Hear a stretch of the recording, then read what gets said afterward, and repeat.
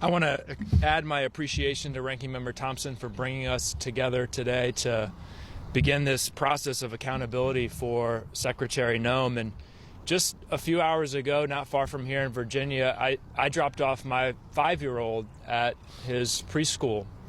And when he was smaller, when he was younger, and I would drop him off at daycare, he had a tough time with it. A lot of parents have probably experienced that. He would cry a little bit and not want me to leave.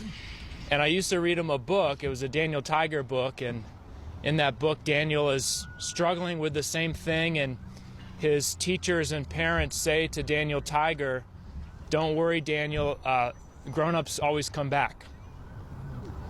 And Renee Good dropped off her 6-year-old at school, and she didn't come back. And she didn't come back because of the cruelty and the violence and the recklessness that Donald Trump and Kristi Noem and DHS and ICE have unleashed in communities across this country. That's the human cost of what they've done. Renee Nicole Good's 3 children are without a mother today. And law-abiding citizens and immigrants across this country are terrified. They're asking themselves, am I next? Will I be beaten, arrested, killed? And as Renee's children, including that 6-year-old, mourn their mother, this administration, this White House down the street, is more interested in spinning a narrative than getting to the truth, refusing to conduct a real investigation, and expressing zero remorse for the killing of Renee Good. Under Secretary Noem, DHS has spiraled into utter chaos. Guns pulled on kids and peaceful protesters, pregnant women dragged, Americans thrown to the ground by masked agents in their communities, and now the killing of a mother in Minneapolis. It's a pattern.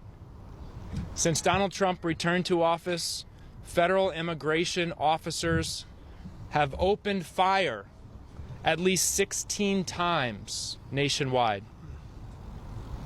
And senior officials like Border Patrol Commander Greg Bovino lead raids in city after city and refer to Americans and protesters as cannon fodder. If that's the mindset at the top, then we're just one operation, one raid away from the next killing. This brutality and lawlessness must stop now.